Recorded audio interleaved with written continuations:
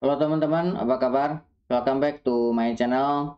Di video kali ini kita akan melanjutkan tutorial PostgreSQL. Materi kali ini kita akan membahas mengenai date function. Jadi date function merupakan bagian yang sangat penting di sebuah database karena kita sering sekali menggunakan tanggal ini sebagai pengolahan data. Nah, untuk date function ini sebenarnya secara teori ada banyak sekali. Nah, ini referensi yang saya gunakan ya. Jadi dari halaman resmi PostgreSQL di sini ada banyak sekali function yang dimiliki date. Nah, ada banyak ya. Nanti kita tidak akan gunakan semua yang ada di sini, tapi kita akan ambil beberapa contoh saja yang sering saya gunakan ya. Ini nggak akan digunakan semua. Jadi teman-teman nanti tinggal baca, saya taruh nanti linknya ini di kolom deskripsi. Teman-teman tinggal baca-baca dan coba-coba untuk latihannya. Sebagai contoh, kita akan ambil beberapa bagian saja. Oke, untuk contoh yang pertama kita akan menggunakan fungsi age. Nah, fungsi age ini kita gunakan untuk mengambil umur. Nah, misalkan untuk contohnya seperti ini ya, perintah dasarnya age, kemudian di sini ada timestamp-nya, kemudian ada timestamp-nya. Jadi perbandingan dua waktu. Waktu saat ini misalkan dan waktu tanggal yang sudah kita tentukan. Oke, kita contohkan ya. Misalkan saya akan select di sini age artinya umur, saya akan mengambil umur. Nah, di sini kita bisa mengambil misalkan dari tahun taruhlah 2010, bulannya bulan 1 tahun. Nah, kemudian kita ambil misalkan sekarang 2022 12 01 misalkan seperti ini. Kita coba jalankan. Nah, kita bisa mendapatkan umur minus 12 year karena kenapa kebalik ini. Jadi harusnya ini yang 2022,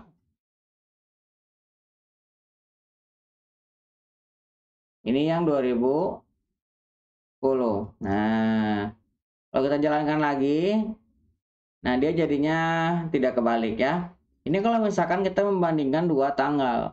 Nah, kita juga bisa membandingkan dengan waktu saat ini. Contohnya seperti ini ya. Age, kemudian saya mau ngambil waktu saat ini, timestamp.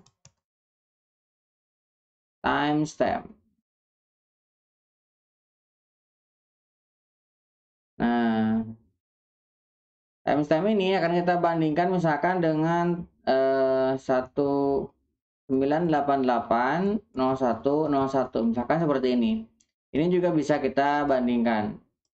Nah, ini ada error not exist. Timestamp tidak eksis. Oke, kita coba ambil ya ke sini. Ini kalau misalkan fungsi seperti ini, teman-teman jangan pisahkan dengan koma ya, kalau timestamp. Nah, ini hilangkan tanda komanya, pisahkan dengan spasi seperti ini. Oke. Nah, baru dia akan mendapatkan umurnya. Nah, kalau misalkan teman-teman ingin mengambil waktu saat ini dan dipisahkan dengan tanda koma, ini lakukan dengan menggunakan ini misalkan ya, age, ambil current date. Current date. Nah, ini current date ini untuk mengambil waktu saat ini tanpa time zone ya. Tanpa jadi bisa jadi ini tanggalnya tidak benar dengan kondisi tempat teman-teman. Nah, misalkan 01 seperti ini. Nah, ini kalau misalkan seperti ini, kita bisa pisahkan dengan tanda koma. Nah, kita bisa mendapatkan data yang sama. Kalau yang ini kita mengambil timestamp dibandingkan tanpa pemisah koma. Kalau yang ini kita pisahkan dengan tanda koma karena kita bisa mengambil waktu saat ini dibandingkan dengan tanggal tertentu. Nah, kita sudah mendapatkan waktunya 34 year, 11 month, 2 day. Nah, ini kalau misalkan kita menggunakan fungsi age. Nah, kita juga bisa mengambil fungsi tadi ya, current date. Nah, current date sudah sempat kita ambil. Ini kalau misalkan kita tampilkan, sebenarnya current date ini tidak menjabarkan wilayah teman-teman, tergantung dari, nah tanggalnya benar sih tanggal saat ini. Nah ini belum kan, harusnya ini kalau di saya ini tanggal 4, di sini masih tanggal 3. Kalau mau benar teman-teman harus apa namanya, current date ini tambahkan time zone-nya. Kita tambahkan di sini at time zone. Nah, kita time zone-nya misalkan UTC ya, UTC kita dikurangi 7 jam. Ini saat ini. Saat ini. Nah, ini nggak boleh pakai spasi ya. Saat ini. Nah, kita coba jalankan. Nah, ini baru dengan menggunakan penambahan time zone. Jadinya saat ininya current date-nya ditambahkan. Tapi ini masih belum pas sih dengan kondisi saya. Karena ini current date ini tidak mengambil transaksi saat ini. Nah, untuk mendapatkan transaksi saat ini kita ambil current time. Ini current date kita biarkan ya. Kita akan ambil current time.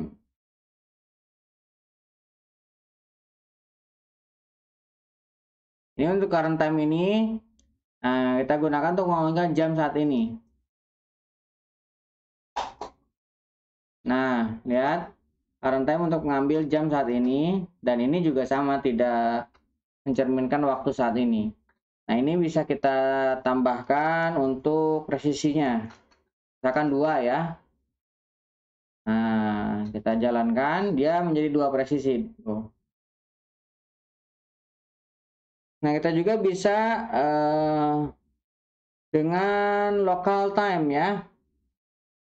Lokal. Nah, kalau local time ini bisa dengan time zone. Local time. Nah, contohnya ini, misalkan local time saat ini. Nah, local time saat ini seperti ini. Nah, untuk bisa tepat waktunya dengan waktu saat ini, kita bisa tambahkan time zone. Misalkan local time. Nah, kita tambahkan time zone yang ini ya. Nah, UTC. Saya mau tambahkan. Nah, kita coba jalankan. Nah, ini baru benar. Ini benar waktu saat ini yang ada di tempat saya. Kalau yang lain ini masih tidak tahu. Jadi kalau misalkan teman-teman ingin mengambil waktu yang sesuai dengan kondisi teman-teman saat ini, bisa menggunakan ini, karena saya UTC-nya minus 7 ya, wilayah saya. Nah, berarti caranya seperti ini, local time, kemudian teman-teman kasih time zone-nya supaya mendapatkan waktu yang pas seperti ini. Nah, itu untuk kita menggunakan current time ya, dan local time. Oke, kita sekarang akan menggunakan ekstrak. Nah, ekstrak ini digunakan untuk memecah tanggal ke dalam beberapa bagian. Nah, misalkan saya mau mengambil, saya akan ekstrak. Nah, ekstrak, saya mengambil jam. Nah, saya akan mengambil jam dari mana? From, misalkan local time. Nah, saya akan dengan local time ini akan saya aliaskan dengan hour. Nah, seperti ini ya. Ini saya coba jalankan. Nah, kita mendapatkan sekarang jam 23. Dan ini belum pas karena ini belum kita tambahkan time zone. Nah, kita harus tambahkan lagi time zone-nya supaya menjadi kita mendapatkan waktu yang pas. Nah, saya mau tambahkan dengan time zone saya. Nah, ini baru mendapatkan jam yang sesuai. Jam 6 sekarang ya. Nah, itu kalau misalkan menggunakan ekstrak. Sebenarnya ekstrak ini ada banyak. Silakan teman-teman nanti lihat di dokumentasinya. Bisa kita dapatkan untuk jam, untuk tanggal, untuk hari. Kita bisa menggunakan ekstrak. Nah, kita juga bisa menggunakan date part. Nah, date part ini digunakan untuk mengambil bagian dari tanggal. Ini hampir sama dengan ekstrak fungsinya ya, digunakannya. Contohnya misalkan ini date part. Date part, date.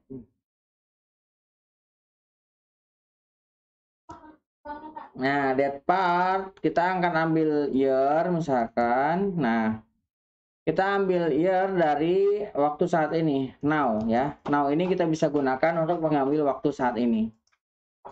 Nih, saya coba jalankan. Nah, kita bisa mendapatkan tahun ya. Nah, bisa mendapatkan tahun ataupun month. Nah, ini juga bisa kita dapatkan bulan saat ini. Nah, ini kita dengan now juga bisa. Now ini bisa kita tambahkan juga time zone ya. Jadi, nah kita misalkan mau menambahkan date tran digunakan untuk memotong waktu untuk posisi tertentu. Misalkan saya mau mengambil date tran. Nah, misalkan saya mau mengambil jam ya. Nah, kita akan mengambil dari now. Nah, ini akan kita tambahkan time zone-nya. Misalkan saya mau menambahkan ini time zone ke sini. Saya akan tambahkan time zone ke sini. Nah, time zone. Add. Nah, ini enggak ada add-nya ya. Saya jalankan. Nah, kita bisa mendapatkan waktu yang pas dengan saat ini. Dan kita mengambil jam. Jadi kita lihat ini presisinya adalah jam. Nah, kalau yang ini kan kita bisa mendapatkan yang lebih panjang. Nah, ini presisinya presisi jam. Nah, kita mengembalikan date run hour. Oke. Ini ada banyak fungsi date run. Nah, teman-teman lihat di dokumentasinya karena hanya saya contohkan yang sering digunakan saya saja. Kemudian yang terakhir yang sering saya gunakan adalah to date. Nah, ini sering digunakan untuk convert teks ke dalam date. Nah, to date. Nah, misalkan saya memiliki tanggal dengan format 1 November ini ya 2022. Nah, punya format seperti ini. Nah, kita harus sampaikan, harus jelaskan ke PostgreSQL-nya bahwa formatnya adalah DD, kemudian mon, kemudian YYY, supaya dia bisa tahu bahwa ini adalah format tahunnya seperti ini. Nah, nanti dia akan translate ke dalam global format yang dimiliki oleh PostgreSQL. Kita lihat ya. Nah, kita jalankan. Nah, ini bisa kita lihat. Ya, formatnya 2022, kemudian di sini ada bulan, di sini ada tahun. To date. Nah,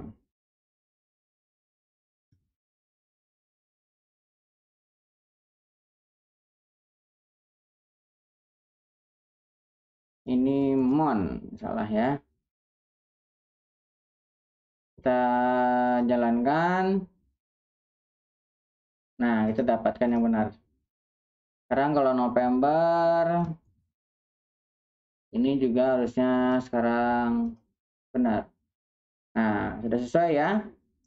Nah, mungkin itu sebagian contoh untuk date function ya, fungsi date di PostgreSQL. Jadi ini fungsi date yang sering saya gunakan, pertama age, kemudian current date, current time, extract, date part, kemudian date trunc, kemudian to date, yang sering digunakan juga now, kemudian ada current date dan current timestamp yang sering digunakan. Kurang lebih seperti itu, mudah-mudahan bisa membantu teman-teman terkait dengan date function. Nanti lebih detailnya teman-teman silahkan cek dokumentasi resmi dari PostgreSQL. Di sini ada banyak sekali fungsi yang bisa digunakan. Itu sebagian kecil saja. Mudah-mudahan bisa membantu teman-teman. Buat teman-teman yang belum subscribe, jangan lupa subscribe dan nyalakan tombol loncengnya. Sampai ketemu di video selanjutnya.